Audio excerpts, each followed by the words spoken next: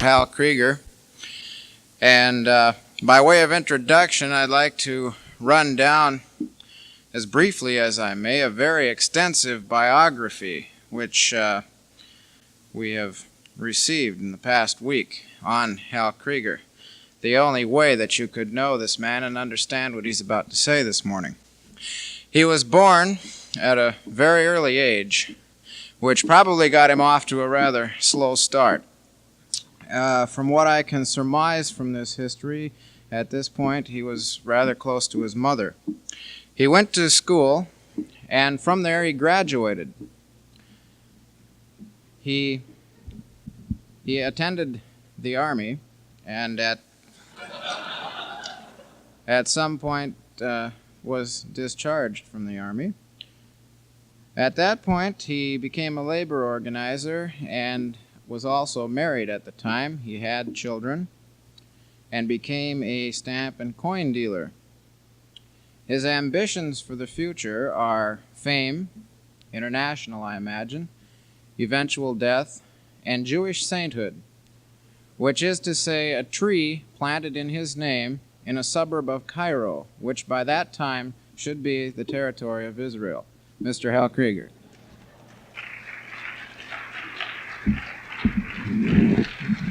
Thank you. Thank you. There was one small mistake in my biography. It's not he got married. It was he had children, then he got married. It's a small but important thing. Morning. It's very nice to look out and see more than 4 people at this early hour in the morning. About halfway through the speech, I should awaken, and from that point on, I hope that I will be reasonably interested. If any of you wish to heckle, now would be the time to do it. I have been at other colleges, and any of you who wish to throw epitaphs at me like fascist, pig, or Roman Catholic may do so now.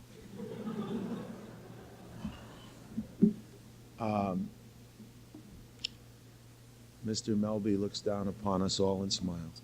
I've never spoken at a Lutheran college before, mainly because I don't speak Scandinavian, but I thought I would make an attempt today. I am about to take notes out of my pocket, which are completely meaningless, except that I want to remember that I have them here. I frequently speak at colleges. I'd say about F8 at 100 for that picture, and I'll take 3 8x10s and 2 color pictures if they turn out. I frequently speak at colleges, especially over the last 3 months, and I find myself sort of a white Julian Bond. You know, he does his colored thing, and I go around doing my funny thing. And it's very difficult to make a different speech wherever you go. So the thing sort of gets standardized, unfortunately. And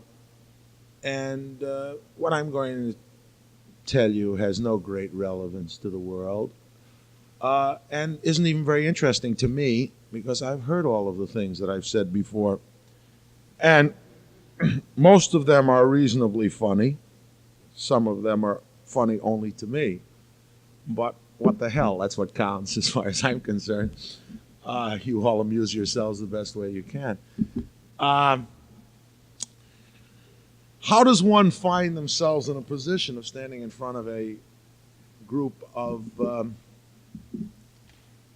whatever it is that you are, students, and delivering himself of great wisdom and gems like that?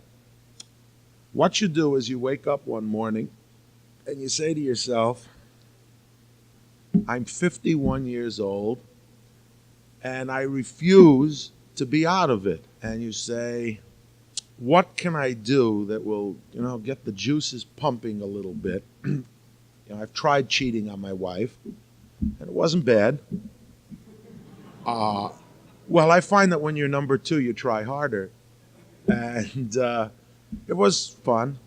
And you travel. And I don't drink, so I couldn't lose myself in liquor. And having worked as a musician, when I went through college, I understood about those funny cigarettes with no labels. And so I thought that was kind of a drag. So I thought, aha, politics. This is the era of this is the era of populism. We are returning to that. William Jennings Bryan, Charlie Stenweg, all of the other greats, so that, you know. And I still maintain, by the way, that this city would not be in the trouble it is today if Charlie Stenweg had lived. Think about that for a while. So, you decide to get involved in politics. Now, I have an attorney, or rather my business has an attorney because I can't afford one personally. And I said to him, Bill, I think we should get actively involved in politics. And with his trigger-sharp mind, he said to me, huh? And I said, he handles a lot of draft resistance cases. He said, huh? And I said, no, Bill, you see, what we'll do is let's write a letter to all the delegates who are going to the DFL convention up in Duluth, and let's tell them that what they're doing is ridiculous. They're very much like Republicans, and Republicans are like Democrats, and we want to change the system. And every man has a right to speak out. And Bill said, every man, good catchphrase. So I wrote that down with a blunt crayon. And we decided on the theme of every man in politics. So we did. We wrote a letter to approximately 1,700 people. Being in the stamp and coin business, I get stamps at a discount. Don't ask me how. It's a long, involved thing. Anyway, it cost us about 4 cents each to mail them out instead of 6 cents each. So we mailed out all of these things. Now, I wanted to have a fair kind of a, campaign. If we were going to mail out a letter, I didn't want it to be done by a professional. So we had our secretaries type it, and I got a black militant to seal the envelopes, and I got a minority religion to help address the stuff. And I thought this is a campaign of the people. And I got somebody from Women's Lib, my wife. She's so strange.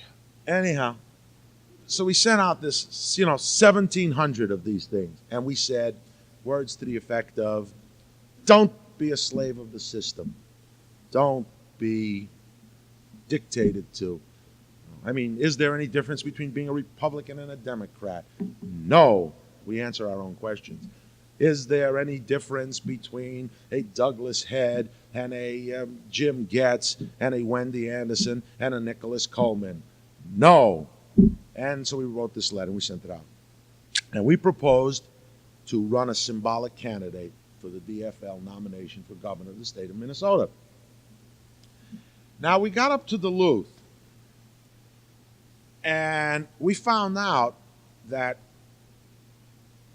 they, meaning the hierarchy of the Democratic Farmer Labor Party, want no outsiders.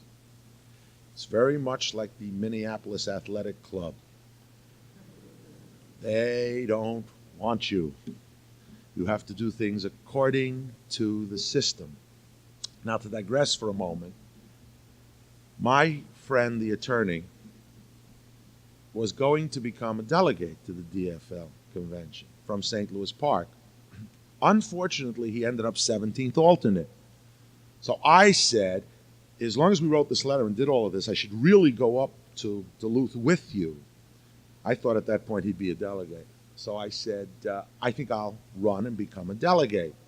Whereupon all of the political pros, because these guys are, supposed to know what's happening, said to me, you can't do that. You don't walk in and you don't just become a delegate to a state convention. You stuff envelopes for the party, you ring doorbells, you knock on doors, you go out and plant lawn signs, then you became a delegate. I said, right on. I walked in and I became a delegate.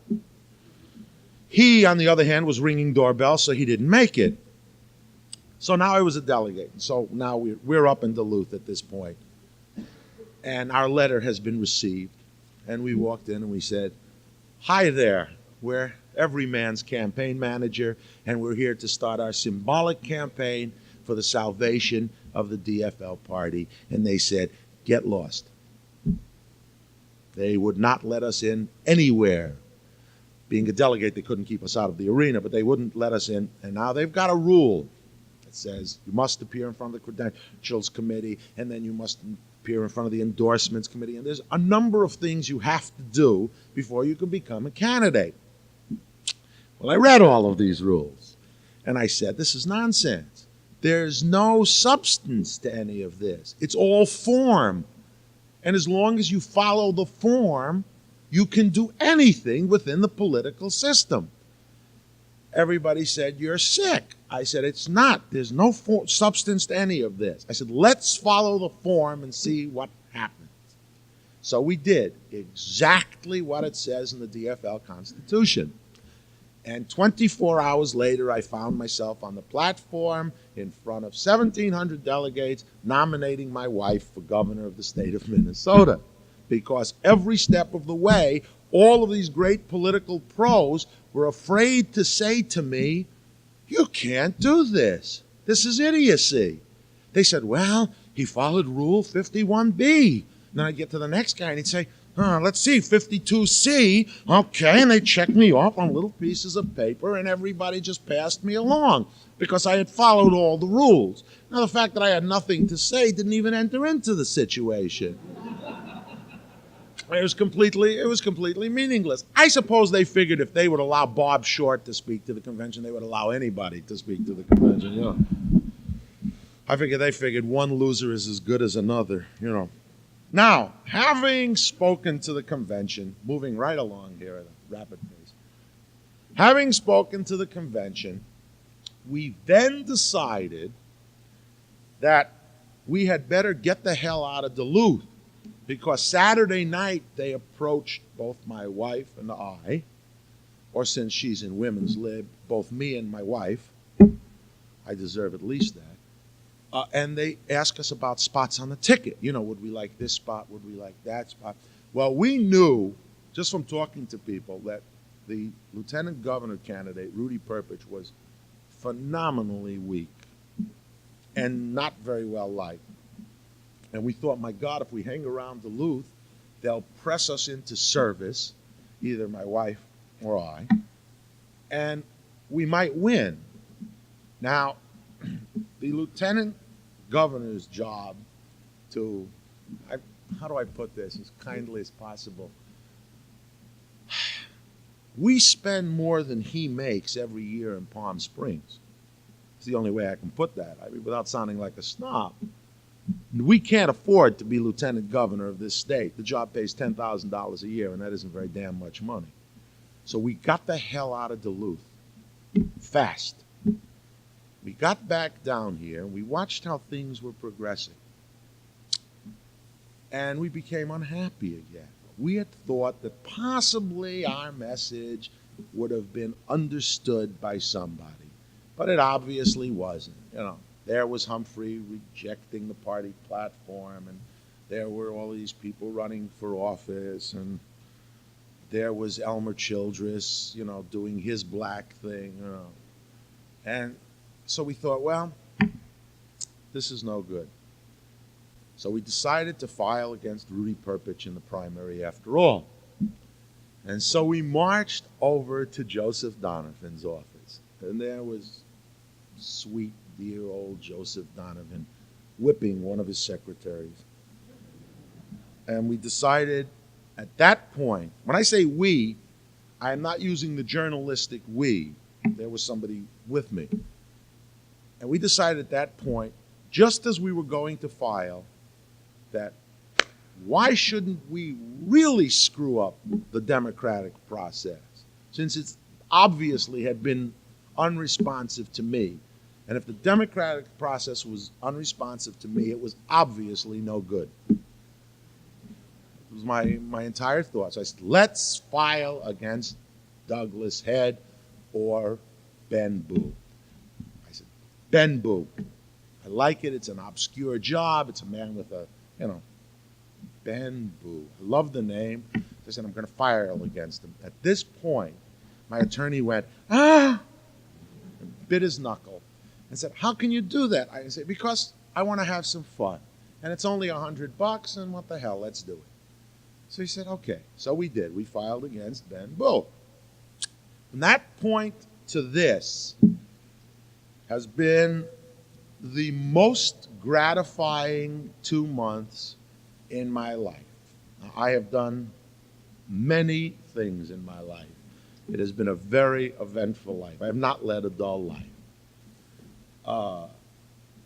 Any man who watches the 6 o'clock wrestling every Saturday night has not led a dull life. I have not led a dull life. I happen to be a personal friend of Vern Gagne's. Now, that's not dull. So these 2 months have been fantastic because I found out that as soon as you file for statewide political office, you immediately become a political pundit. People who wouldn't give you the time of day hang on every word you've got to say. And you go throughout the state and you speak and you say anything you want. Doesn't matter what you say, half the audience will applaud. See? In some cases, one part of, but someone will agree with you. So within the same speech, I found myself saying things like, we must and we will help the elderly of this state. On the other hand, if they haven't worked too hard their whole life, what the hell, let them starve. And I'd get, both sides would approve, It was phenomenal. We should give the vote to 18-year-olds, providing they're substantial slaveholders. And people go like that. It's unbelievable. So it really doesn't matter what you say. And one of the things that I used to love, I used to do this in front of conservative groups. I noticed somebody else stole my thunder, so I don't know how original it is now. But I like to quote Will Rogers, and I'm really digressing here. But one of the things I always talk about, obviously, is the war. Now, the war, to most of you, means the war in Vietnam or Southeast Asia. I'm from New Orleans, Louisiana, and to me, the war means the one that ended in 1865. And just keep in mind, had not you damn Yankees won, there would be no labor problems today. And you wouldn't have to worry about high wages. So I just want to remind you that. But Will Rogers, many years ago, said, we will send our troops into any country where 10 people ask for them. And it helps if 9 of those 10 people are the dictators that run the country. He also said, we've enforced our foreign policy throughout the world by sending gunboats up every river from the Yangtze in China to the headwaters of Lake Managua in Nicaragua. And then he said, I wonder how the citizens of this great land of ours would feel if the citizens of China decided to send a gunboat down the Mississippi to protect their laundries in Natchez. So that's generally as far as I take the war. I was very surprised to find, after all was said and done, that I got 80,000 votes for the office of Lieutenant Governor, which proves that the electorate is as uninformed as you all think they are. And it's one of the greatest arguments I know for disenfranchising anybody over 22. Because obviously, if 80,000 people would vote for me, there's something basically wrong with this country. I mean, There's even more wrong with the country when 130,000 people would vote for Ben Boo. So we in this country, whether we like it or not, are facing a wave of repression. Now, you will hear that we need a return to morals. We need a return to old-fashioned patriotism, and we need a return to the values of 50 years ago, 40 years ago. And you'll generally hear that from people dressed about like me and in my age bracket. But I remember the moral values of 30 years ago. The moral values of 30 years ago were directly equated to whether you owned a car with a rumble seat or without a rumble seat. They were directly equated to whether we were keeping the shores of this nation safe from the Jews who tried to flee from Germany because Philip Green of the AFL said if we allow refugees into this country, we will upset the balance of labor and Americans will be thrown out of work. And so boatload after boatload of refugees was turned around and sent back to Nazi Germany because the great moral climate of this country said that we must protect our own and the hell with the rest of the world. So I understand the morals of 30 and 35 years ago. And then I remember when we went to war. And we went to war to protect what?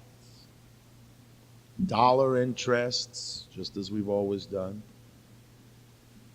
and a little bit of democracy thrown in. Well, I put on my brown suit, and I went with everyone else. And at the conclusion of that great war, we were told that now we could go home because now our world was safe for our children. And so we got on the boats and we loaded ourselves on the airplanes and we came home. And 5 years later, I put on my brown suit again and I went one more time because I was told that if we go again, this land will be safe for our children and we will have no more war. And the war ended, and we got on the boats, and we got on the planes, and we came back home. 12 years later, my son put on his uniform and went once again because he was told that if he goes, there would be no more war and the world would be safe for democracy. I don't know about you.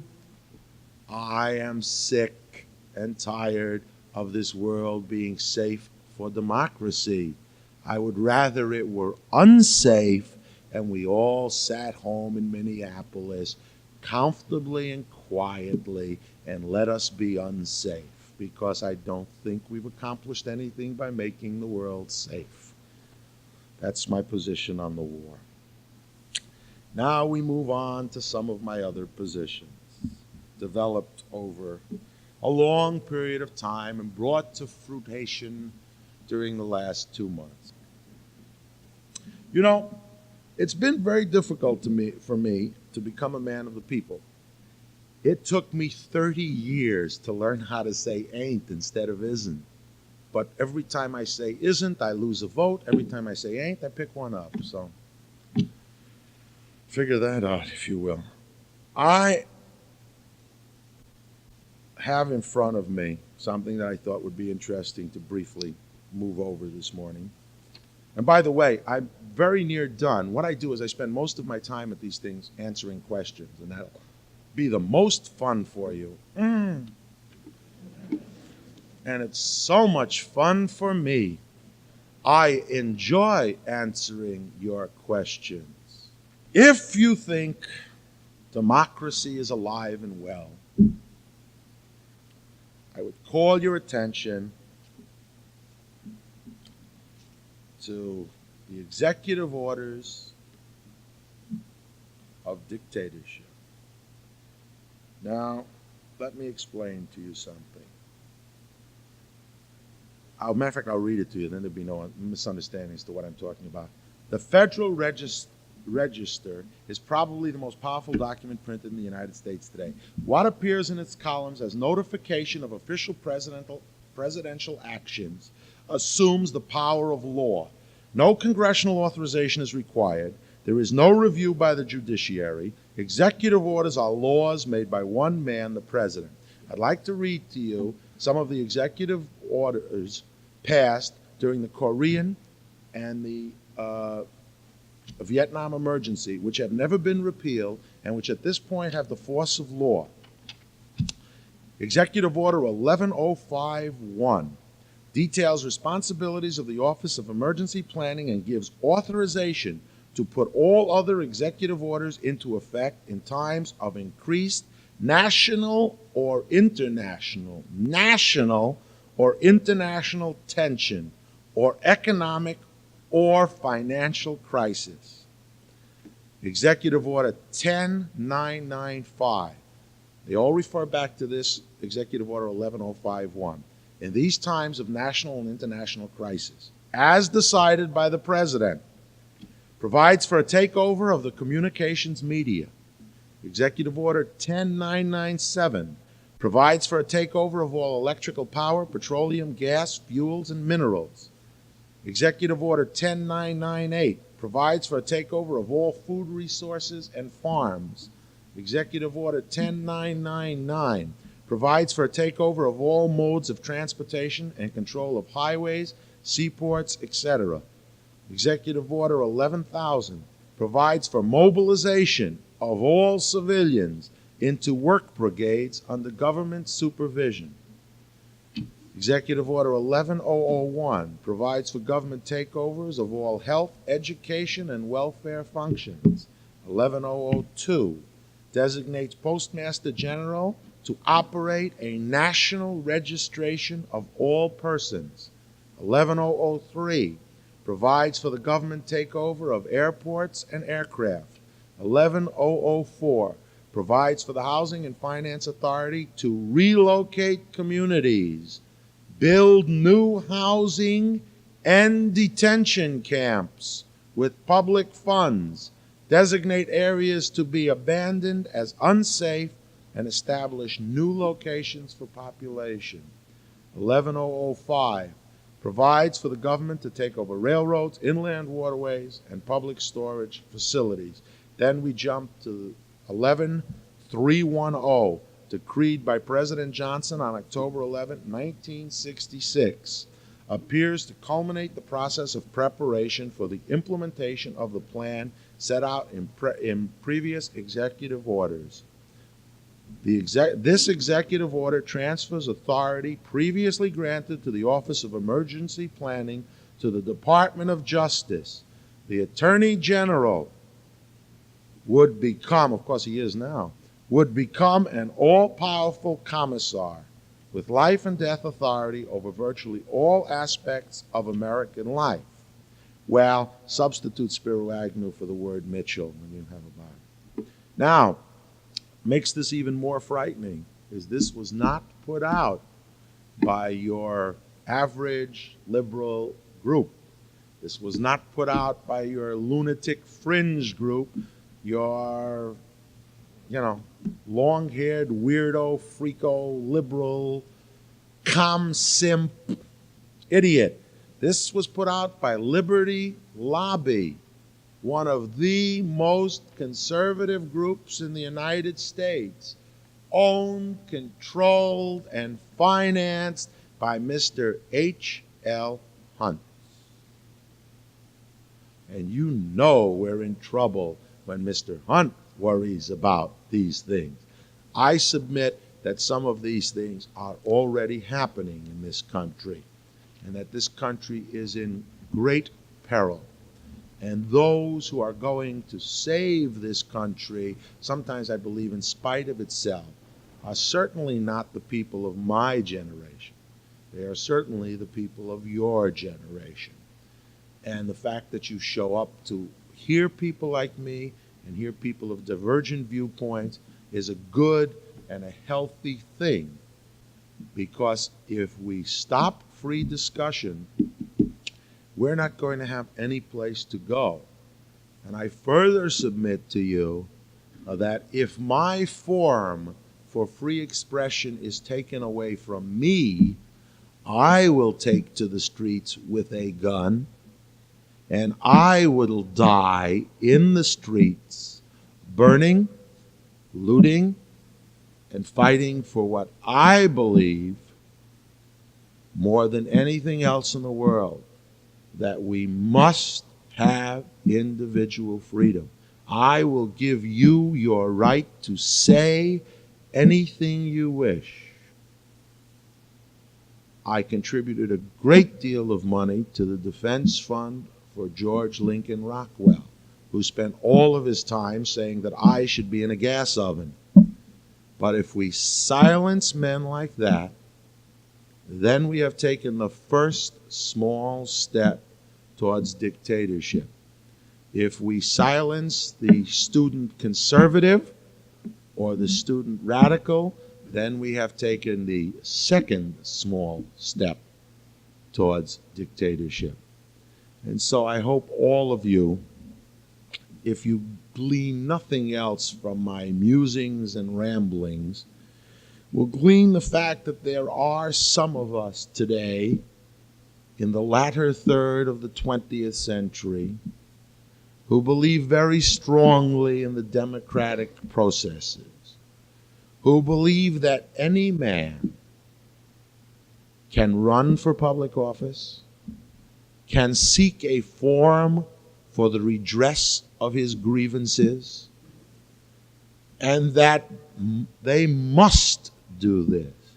That a man cannot reach the age of majority or middle age or old age and stop speaking out for liberty. That a man cannot become comfortable and secure in his own home and turn his back while those who are poor or ignorant or sick or old are denied their rights, because justice is for all of us. Justice means that a teacher and a cop and a fireman should have a right to strike and walk a picket line if they wish. Justice means that a student should have a certain say in how the university that he attends is run. Justice is for all of us. Justice means that if you're rich enough and if you're powerful enough, you should have the right to buy a newspaper ad and say exactly what you want, providing that you and I have the right to answer anything that's said. Before I ask for questions, I'd like to end by reading to you something on the war that was published a short time ago. Since I'm very interested in the war, I have a son in Vietnam now, and I have one who may go at any time. And this was one of the position papers on the campaign. And I would like to read it to you, and then I'll ask for your questions. We have ridden the golden rainbow that was promise, heard the gentle songs that were hope, felt the air grow light with freedom, seen the sons and daughters of 100 different cultures drawn together into a growing, vibrant mass by the glory that was America. And a small voice said, enough. We have watched the rainbow fade, heard the songs replaced by shrieks of anguish, seen the sons and daughters of 100 different cultures turn upon each other in destruction, far place at the edge of hell. If their ideas were not as ours, if they tended to say, why, sir, instead of yes, sir, and if they marched to the sound of the Beatles instead of martial music, what difference? They went, and if they came back in shattered pieces, the remnants of a proud generation that we had vowed would never again know the scourge of war, or if they did not come back at all, what difference? Hell was safe from the demons, and some voices said enough. Too much time, too much money, not enough respect. A voice is raised, a rock is thrown, a billy club slashes the air. Where does it start? Why does it spread? What is its focal point? Can it be that our dream is not our baby's dream, our God's not theirs? Can they see what we cannot? That death in a stinking, muddy rice paddy is not honorable, nor is it a triumph for our land. It is a personal end to manhood before the soft contours of childhood have flown, and a chorus of voices saying enough grows louder. No enemy breaches our shores. No war is declared. If there is a real danger, it is from within. Yet, in ever larger numbers, our beautiful children, the great promise of this promised land, sit in the bleak despair of our prisons, branded unspeakable filth, because whatever tune they dance to, it is the dance of life, and they will not kill upon government decree. They will not die when so much has been sacrificed that they could live. We love this land, this place where within its mighty reaches each of us may find a place to stand tall and breathe his fill of liberty. We would die for this citadel of hope, for if this land is crushed, from where will another rise up to fulfill its promise? Where can the seed of our love flourish, if not here, where the enemies of a millennium from the corners of the world have lived at the river's edge, and the waters do not run red with blood, and the voices saying enough belong to most of us. We cannot tear ourselves apart any longer. Give us back our sons. Let us mourn for the heart that has been ripped from us. Let us be a nation again. Let us build. Let us grow. Let us learn to love again. Let our honor be that we turned our backs to hell and sought again the golden rainbow. Thank you.